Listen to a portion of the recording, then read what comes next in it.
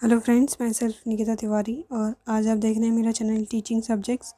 आज की वीडियो में हम बात करने वाले हैं मैथमेटिक्स के आपके क्वेश्चन पेपर के बारे में, जो कि फर्स्ट ईयर का है। अभी आपके एग्ज़ाम्स चल रहे होंगे तो काफ़ी सारे स्टूडेंट्स का मैसेज आ रहा था कि मैं एक बार मैथ्स का जो सब्जेक्ट है उसके ऊपर थोड़ा बात कर लूँ, उसका जो क्वेश्चन पेपर है उसको डिस्कस कर लूँ। तो इस वीडियो में हम वही करेंगे, तो वीडियो को एंड तक देखना।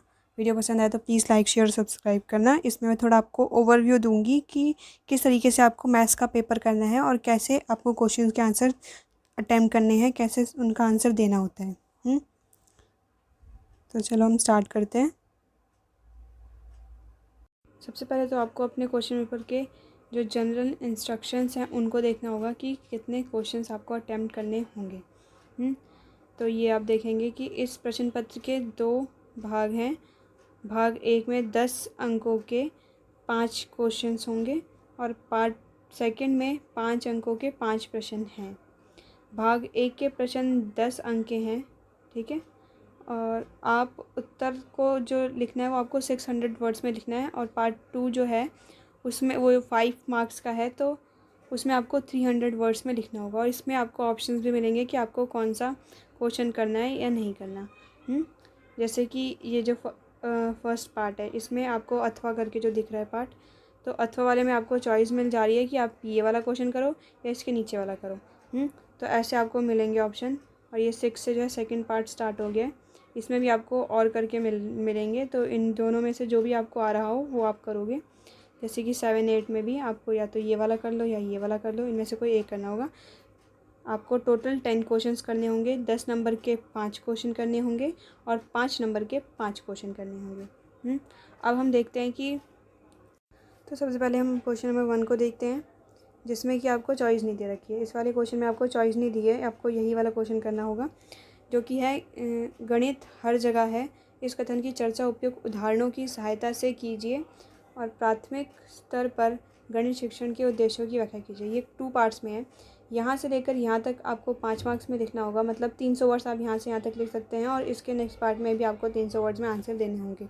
टोटल आपके 600 वर्ड्स हो जाएंगे। और ये देख लेना आप कि कितने पेजेस में आप इतने वर्ड्स को लिख लेते हो, उस हिसाब से वहाँ पे पेज आप डिसाइड करना है कि मेरे इतने पेज हो गए हैं तो मेरे 600 वर्ड्स हो गए होंगे। बहुत बड़ा भी आंसर लिखने की ट्राई मत करना और बहुत छोटा भी मत लिखना। ये ध्यान देना आप वर्ड लिमिट का, क्योंकि उस हिसाब से आपको मार्क्स मिलेंगे। और आपका कंटेंट जो है वो भी थोड़ा मीनिंगफुल होना चाहिए। अब इसमें आपको 2 पार्ट में करके अपने आंसर देने हैं। पहले तो आपको बताना होगा कि जो गणित है वो हर जगह है, और आप कैसे अब बता सकते हो कि वो हर जगह है, इसके एग्जांपल्स भी देने हैं। तो मैथ्स इज़ एवरीवेयर का आपका बुक में भी लिखा हुआ है, सारा इन्फॉर्मेशन है, तो वो सारी चीज़ें आप इसके अंदर डाल सकते हो। खुद से भी कुछ अगर आइडिया आ रहा है, अगर आपको किसी क्वेश्चन का आंसर नहीं आ रहा तो भी आपको उसका आंसर देना है अपने डेली लाइफ से रिलेट करके, खुद से जो भी आपका एक्सपीरियंस हुआ है आप से रिलेटेड, इस आंसर से रिलेटेड आपको लगता है कि हाँ मैं ये चीज़ में डाल सकती हूँ, तो फिर आप वो डालो। क्योंकि आपको लिखने पे आपको मार्क्स ही मिलेंगे, लेकिन छोड़ने पे आपको मार्क्स नहीं मिलने वाले। फिर सेकंड पार्ट में कि प्राथमिक स्तर पर गणित शिक्षण के उद्देश्यों की व्याख्या कीजिए। फिर आप जो है एक हेडिंग डालोगे और उसके बाद इसके 1 2 3 जो भी है उसको लिखोगे। इसके उद्देश्यों की व्याख्या कीजिए, जो भी आपके एम्स एंड ऑब्जेक्टिव्स हैं मैथमेटिक्स के, उसको लिखोगे। अब इसमें हर चीज़ में ध्यान देना कि आपको हमेशा अंडरलाइन करना है उन लाइंस को जो आपको लगता है कि ये जो है मैं चाहता हूँ कि एग्जामिनर देखे। उन लाइन को आपको अंडरलाइन करना है, हेडिंग्स देनी है अच्छे से प्रॉपर। फर्स्ट पार्ट ख़त्म होने के बाद सेकंड पार्ट दिखना चाहिए। और फिर आपका जब फर्स्ट क्वेश्चन पूरा सॉल्व हो जाए, फिर 2 3 लाइन का गैप देके आप फिर दूसरा स्टार्ट करना। जैसे कि अगर आपका ये पेज है और आपने यहाँ तक आंसर लिख दिया है और फिर आप सोच रहे हो कि मैं यहाँ से आंसर 2 स्टार्ट करूँ, तो ऐसा नहीं करना। आप ट्राई करो कि आप आंसर फर्स्ट को ही पूरा एंड तक ख़त्म करो। उसके बाद आपका जो नेक्स्ट पेज होगा उस पे से आप आंसर नंबर 2 स्टार्ट करना। कभी भी नीचे से कोई भी आंसर स्टार्ट मत करना, क्योंकि क्या होता है कि पेज पलटने में ये वाली चीज़ें कभी टीचर के ध्यान से हट जाएं और इसको वो आंसर 1 में काउंट करके पूरा नंबर दे दे और आपको उसके नंबर ना मिलें, तो ऐसा भी हो जाता है कभी कभी। तो आप अपनी तरफ से पूरा ध्यान रखो कि आपको हमेशा अपनी शीट जो है वो एकदम साफ़ सुथरी देनी है टीचर के सामने। फिर नेक्स्ट देखो क्या है। नेक्स्ट सेकंड क्वेश्चन है कि आप विद्यार्थियों को स्थानीय मान की अवधारणा कैसे देंगे। स्थानीय मान जो है आपका कॉन्सेप्ट होता है प्लेस वैल्यू और फेस वैल्यू का, जिसमें कि मैंने आपको एक TLM भी दिखाया था। TLM मैंने दिखाया था जिसमें ऐसे 3 डंडे हमने खड़े किए थे।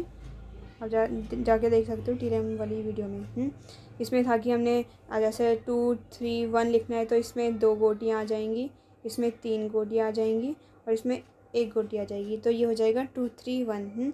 तो ये कॉन्सेप्ट आपको सिखाना है। तो आप बता सकते हो कि स्टोरी के थ्रू बता रहे हो तो आपको स्टोरी भी इसमें लिखनी होगी, शॉर्ट में लिखनी होगी कि छात्र अध्यापिका जो है हाँ इस कहानी के माध्यम से बच्चों को स्थानीय मान और अंकित मान का जो है कॉन्सेप्ट समझा सकती हैं। उसके बाद बच्चों से जो भी आप एक्टिविटी कराओगे वो सारी चीज़ आपको यहाँ लिखना होगा।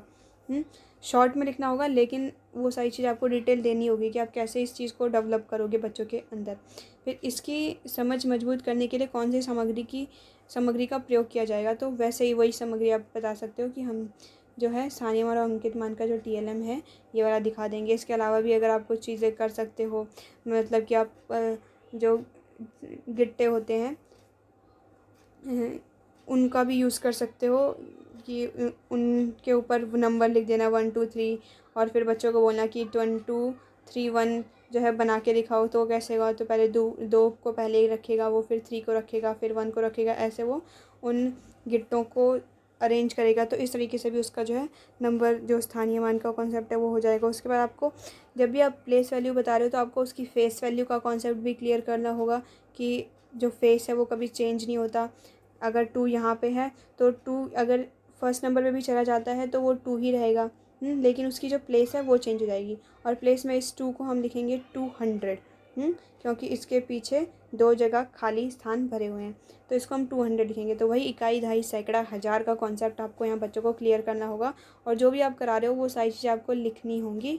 भले शॉर्ट में लिखो, स्टोरी आप नहीं लिख सकते पूरी कि मैं इस कहानी के माध्यम से बच्चों को ये कराना चाहता हूँ, तो उसको शॉर्ट में लिखो, लेकिन आपको बताना होगा ये सारी चीज़ें। फिर है कि प्राथमिक स्तर के विद्यार्थियों को भिन्नों की जमा कैसे बढ़ाएंगे। अब इस फ्रैक्शन का सम आपको पढ़ाना है तो इसके लिए भी एक स्टोरी थी, जिसमें क्या होता है कि एक जो स्टूडेंट होता है वो जाता है अपने फ्रेंड की पार्टी में। जब आपको फ्रैक्शन का कॉन्सेप्ट बच्चों को सिखाना है उसमें, तो उसमें हर टेबल पे जो है दिया गया है बच्चों को केक। अब वो उस टेबल पे जाएगा जहाँ पे केक का जो है ज़्यादा पीस हो, 2/4, 3/4, 5/4, 6/4, ऐसे जो है उसका पार्ट वहाँ पे रख देते हैं। और फिर उस हिसाब से वो दिमाग लगाता है कि कहाँ पे ज़्यादा मेरे को केक मिलेगा, तो वो उसी टेबल पे जाके बैठेगा। तो ऐसी कुछ कुछ स्टोरीज आपको शॉर्ट में यहाँ बतानी होगी कि हाँ मैं इस तरीके से बताऊँगा, और फिर वो आप वहाँ लिखोगे तो फिर उस हिसाब से फिर आपको मार्क्स भी मिल जाएंगे। थर्ड क्वेश्चन है कि प्राथमिक स्तर पर गणित शिक्षण की आगमन विधि एक महत्वपूर्ण विधि कैसे है, उपयुक्त उदाहरण दीजिए। तो इसमें आपको आगमन विधि जो है उसके बारे में बताना होगा। अगर उसकी 1 2 परिभाषाएं हैं तो वो, और किसने वो परिभाषाएं दी हैं वो लिखना होगा। अगर आपको राइटर्स के नाम नहीं याद तो जो भी नाम याद आ रहा हो खुद से परिभाषा बना के वहाँ पर लिख दो, कोई दिक्कत नहीं है। और नाम राइटर का लिख देना जो भी आपको याद आ रहे हो, क्रो जो भी हैं ऐसे उनको लिख देना। फिर उपयुक्त उदाहरण दीजिए, आगमन व निगमन विधि में अंतर बताइए। उसके बाद आपको 3 नंबर में, क्योंकि ये दिख रहा है ना आपको लास्ट में इतना, तो यहाँ से लेकर यहाँ तक आपको 7 मार्क्स का लिखना है। उसके बाद ये वाला जो आपको 3 नंबर में ख़त्म करना है कि आगमन और निगमन विधि में क्या डिफरेंस होते हैं, उसको पहले आपको बस आगमन को समझाना है। उसके बाद नेक्स्ट है कि प्राथमिक स्तर पर उचित उदाहरणों की सहायता से गणित शिक्षण की समस्या समाधान विधि के विभिन्न चरणों की इसके लाभ सहित चर्चा कीजिए। तो इसमें भी आपको ये नॉलेज बेस्ड है क्वेश्चन कि आपको जो भी प्रॉब्लम सॉल्विंग मेथड है जो भी आपकी बुक में दे रखा है उसको एक्सप्लेन करना है, उसके पॉजिटिव उसके लाभ बताने हैं, वो 3 मार्क्स में बताने हैं। और इंट्रोडक्शन जो है पूरा अच्छे से वो 7 मार्क्स में देना है। तो ये भी आप कर दोगे। और उसके बाद प्राथमिक स्तर पर गणित शिक्षण में प्रयोग किए जाने वाले किन्हीं 3 शिक्षण अधिगम सामग्री की चर्चा कीजिए। शिक्षण अधिगम सामग्री गणित की कक्षा शिक्षण में कैसे उपयोगी है। अब इसमें आपको क्या करना है, ये है 6 और 4 मार्क्स में, यहाँ से यहाँ तक 6 मार्क्स में और यहाँ से यहाँ तक आपको 4 मार्क्स में देना है। तो पहले आप जो भी आपकी सामग्री है उनको बनाना, और जब सामग्री बनाओगे तो उनकी छोटी छोटी पिक्चर्स बना देना। जैसे कि अगर वही मैंने इकाई, दहाई, सैकड़ा वाला था तो उसकी आपको पिक्चर बनानी होगी 1 10 करके। और फिर अगर आप जैसे अगर आपको रेडियस पढ़ाना है तो एक ये खिलौना भी जो बनाते हैं बच्चे चप्पल से जो बनाते हैं, कि इसमें आप वो पढ़ा सकते हो बच्चों को परिमाप, कि यहाँ से ये पहिया की जितनी बार घूमेगा उतनी बार ये इसका परिमाप हो जाएगा 1 टाइम, फिर ये दूसरी बार 2 राउंड, ये तीसरी बार 3 राउंड, ये चौथी बार ये 4 राउंड। और अगर इसका परिमाप जो है 4 सेंटीमीटर का है तो 4 बार कितना हो जाएगा, 4 चक्कर में वो 16 टाइम हो जाएगा। तो ऐसे करके आप ये जो भी TLM आप दिखाओगे उसको पिक्चर बनाने का पूरा ट्राई करना है, कि आप छोटी सी पिक्चर उसकी बना दो। आपकी ड्राइंग अच्छी नहीं है तो भी इतना कुछ वो नहीं है, बस आपको एक संकेत रूप में दिखाना है कि ये ऐसा दिखेगा, जो मैं जिस TLM की बात कर रहा हूँ वो इस तरीके से दिखने वाला है। तो फिर वो शॉर्ट में आप बता देना। उसके बाद शिक्षण अधिगम सामग्री की जो भी कैसे यूज़ करेंगे, कक्षा शिक्षण में कैसे उपयोगी है, क्या यूज़ है उसका, उसके पॉजिटिव चीज़ें बतानी है, उसका लाभ बताना है इसके अंदर आपको। वो आपको 4 मार्क्स में बता देना है। फिर है खेल व पहेलियाँ गणित को मज़ेदार बनाती हैं, इस कथन की व्याख्या उपयुक्त उदाहरणों की सहायता से कीजिए। तो कैसे खेल और पहेलियाँ इंटरेस्टिंग बनाती हैं आपकी क्लास में, उसको आपको यहाँ पे एक्सप्लेन करना होगा। उसके बाद आ रहा है आपका कि कक्षा 5 के विद्यार्थियों के लिए 40 अंक का उपलब्धि अचीवमेंट टेस्ट बनाना है आपको। उपलब्धि परीक्षण निदानात्मक परीक्षण से किस प्रकार भिन्न है। इसमें भी आपको ये देखो, अचीवमेंट टेस्ट का मैंने पूरा वीडियो डाल रखा है, उसमें जो मैंने बता रखे हैं स्टेप्स 1 2 3 करके, वही स्टेप्स इसमें आएंगे पूरा। और आपको एक पूरा ये तैयार करके उनको अचीवमेंट टेस्ट दिखाना है इसके अंदर। वो 7 मार्क्स का है। तो जो भी आप क्वेश्चंस कुछ लिख दोगे, जो कि पहले से आपके पास रेडी होना चाहिए मटेरियल। आपको पता होना चाहिए कि नॉलेज बेस्ड क्वेश्चन कौन से होते हैं, एप्लीकेशन बेस्ड कौन से होते हैं, अंडरस्टैंडिंग के कौन से होते हैं। वो सब मैंने उस वाली वीडियो में आपको डिटेल में बता रखा है, तो उससे आपको आइडिया मिल जाएगा। उसके बाद होता है उपलब्धि अचीवमेंट टेस्ट और निदानात्मक परीक्षण। उसमें क्या डिफरेंस होता है। अचीवमेंट टेस्ट हम बच्चे की अचीवमेंट पता करने के लिए लगाते हैं, और निदानात्मक का परीक्षण होता है हम बच्चे की कमी को पता लगाने के लिए जब हम टेस्ट लेते हैं, तो उसको निदानात्मक परीक्षण कहते हैं। तो इस वाली चीज़ को आपकी बुक में अच्छे से एक्सप्लेन किया होगा, वो सेम सेम लिखना है। बेसिक मैंने आपको बता दिया कि क्या डिफरेंस होता है इनमें, और मार्क्स के अकॉर्डिंग आपको इसका आंसर दे देना है। मेरा गणित की किसी भी प्रकरण पर कक्षा 4 के विद्यार्थियों के लिए एक विस्तृत पाठ्य योजना। अब मैंने आपको ये भी बोला था कि हर सब्जेक्ट की एक एक पाठ्य योजना बना लेना। अब ये क्लास 4 बोल रहा है, आपको कोई फ़र्क नहीं पड़ रहा ये क्लास 4 है या 3rd है या 2nd है। अगर आपको प्लस माइनस या फिर आपको फ्रैक्शन सिखाना है, अगर आपको भिन्न सिखाना है, तो आप देख लो कि आप 3rd क्लास के बच्चों को कैसे सिखाओगे, 4th क्लास के बच्चों को कैसे सिखाओगे, और 5th क्लास को कैसे सिखाओगे। ये कोई सी भी क्लास यहाँ दे सकते हैं। तो आपको क्या करना है, आपको कोई भी बस एक टॉपिक लेना है और वो रेडी करके लेके जाना है, और जिस भी क्लास को बोलें उस क्लास को बस वहाँ कक्षा लिखते हैं ना ऊपर साइड में कि आपकी कौन सी क्लास का है, वो क्लास बस वहाँ लिख देना। बाकी सारा वैसा का वैसा जो भी आपने तैयार किया है लेसन प्लान वो लिख देना, कोई दिक्कत नहीं आएगी। बस थोड़ा ये हो सकता है कि 3rd क्लास का थोड़ा ईजी करना, 4th का उससे थोड़ा डिफ़िकल्ट हो सकता है, और 5th का उससे थोड़ा डिफ़िकल्ट हो सकता है। बस इतना चेंज आएगा, बाकी कुछ चेंज नहीं आएगा। तो हर सब्जेक्ट का एक एक लेसन प्लान अपने अकॉर्डिंग आप बना लो, क्योंकि वहाँ वो आपको टॉपिक नहीं देंगे, वहाँ आपको बस क्लास देंगे, और क्लास तो आप खुद ही चेंज कर सकते हो। फिर 6th क्वेश्चन है जो पार्ट 2 में आपको 5 नंबर के जो क्वेश्चन रहेंगे, उसमें गणित के संकल्पनात्मक व प्रक्रमणशील ज्ञान के पक्षों की व्याख्या उपयुक्त उदाहरणों की सहायता से कीजिए। तो इसमें आपको कॉन्सेप्चुअल एंड प्रोसीजरल एस्पेक्ट्स को बताना होगा मैथमेटिक्स के, जो कि बुक में आपको मिलेगा ये वाला आंसर, क्योंकि ये नॉलेज बेस्ड है पूरा का पूरा। फिर उपयुक्त उदाहरणों की सहायता से निम्नलिखित पदों की व्याख्या कीजिए। गणित में शब्दावली की कुछ शब्दावली जो गणित के वर्ड्स के लिए ही होती हैं उनको एक्सप्लेन करना है, और गणित में एल्गोरिथम क्या है उसके बारे में बताना है। ये भी आपकी बुक में दे रखा है। तो ये टॉपिक्स जो इसमें आ रखे हैं ये तो आपको 100% कर लेने हैं, क्योंकि कुछ क्वेश्चन बार बार रिपीट होते हैं। पाठ्य योजना का हो गया, अचीवमेंट टेस्ट का हो गया, मैथ्स की प्रकृति का हो गया, तो ये तो कुछ हैं जो रिपीट होते रहते हैं। तो जो इसमें आ रहा है वो तो आपको अच्छे से कर लेना है। ये दोनों चीज़ें आपको बुक में आराम से मिल जाएंगी, ये दोनों चीज़ें। फिर आता है कि आप कक्षा 5 के विद्यार्थियों में क्षेत्रफल की अवधारणा का विकास कैसे करेंगे। आपको एरिया सिखाना है बच्चों को। क्रियाकलाप द्वारा व्याख्या कीजिए। क्षेत्रफल व आयतन में क्या अंतर है। क्षेत्रफल और आयतन में अंतर, और यहाँ से यहाँ तक ये 5 नंबर में करना है तो बहुत ज़्यादा बड़ा आपको नहीं लिखना होगा, आपको बस बताना होगा कि आप कैसे करोगे। कि ये जो है अगर ये आयत है तो इसमें आपका एरिया जो ये पूरा पार्ट है ये एरिया हो जाएगा कि जितना उसने कवर कर रखा है। वहीं आयतन में क्या हो जाता है, हाइट आ जाती है, और हाइट में फिर वो कितना उसको घेर रहा है, इसके अंदर कितना पानी या कितनी मिट्टी आप भर सकते हो, वो सब इसके आयतन के अंदर आ जाएगा। और एरिया वो कितनी जगह को घेर रहा है उसके लिए काउंट किया जाता है। तो ये इस चीज़ में आपको एक्सप्लेन करना होगा, और किस मेथड से आप बच्चों को बताएंगे, कैसे समझाएंगे, कौन सी एक्टिविटी कराएंगे, उसको आपको करना होगा, लिखना होगा इसके अंदर। फिर है प्राथमिक स्तर के विद्यार्थियों को आप भिन्न की अवधारणा का परिचय कैसे कराएंगे। तो फ्रैक्शन के लिए तो आपको वो जो स्टोरी मैंने बताई कि एक लड़का अपने फ्रेंड की पार्टी में जाता है तो, और वो फिर देखेगा कि कौन सी टेबल पे सबसे ज़्यादा पार्ट रखा हुआ है केक का, तो वो उस पे चला जाएगा। और ऐसे बच्चे दिमाग लगाएंगे और फिर एक्टिविटी आप जो है क्लास में कराएंगे वैसे ही, कि बच्चों से पूछेंगे कि चलो 2/3 को लगा के दिखाओ, 1/4 को लगा के दिखाओ, तो वो उसमें अपना दिमाग लगाएगा और करेगा उसको। फिर 8th क्वेश्चन है कि विद्यार्थियों द्वारा जोड़ के दौरान की जाने वाली सामान्य त्रुटियाँ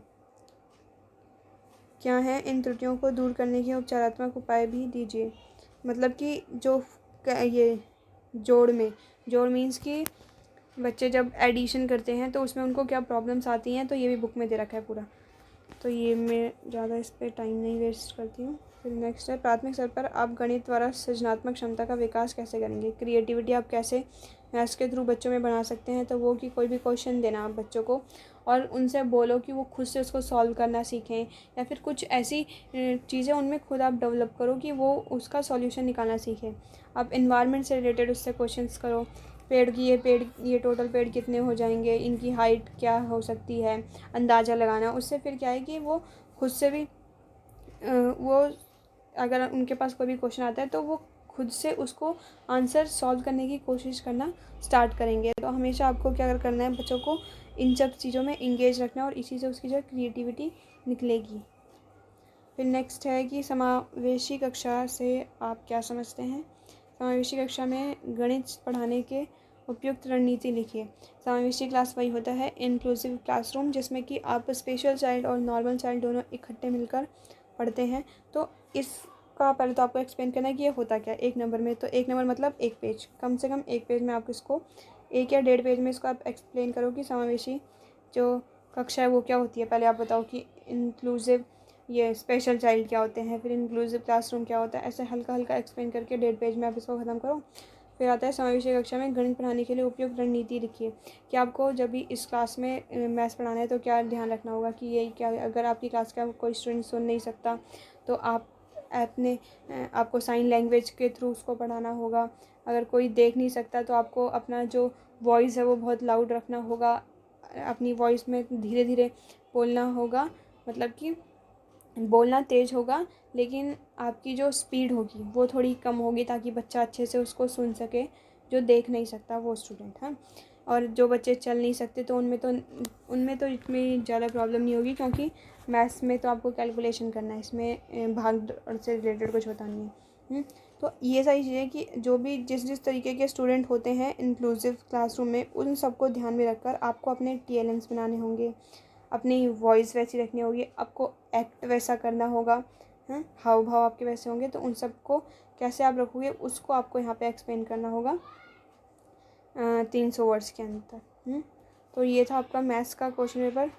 वीडियो पसंद आए तो प्लीज़ लाइक शेयर सब्सक्राइब करना। वीडियो काफ़ी बड़ी हो गई है लेकिन आपको एक्सप्लेन करने के लिए इतना टाइम लेना ज़रूरी था। चलो अब अच्छे से पेपर दो अपना, और अगर कोई और क्वेश्चन पेपर के ऊपर आपको डिस्कशन करनी है तो कमेंट बॉक्स में कमेंट करके बता देना। और अपना सिलेबस कह रही हूँ मैं, अपना जो भी आपकी डेट शीट है वो अगर आप कमेंट बॉक्स में लिख सकते हो तो लिख दो, ताकि मुझे पता चल जाए कि आपके कौन से पेपर किस दिन है। उस हिसाब से अगर मुझे लाना होगा और भी क्वेश्चन पेपर्स तो मैं आपको प्रोवाइड करवा दूँगी।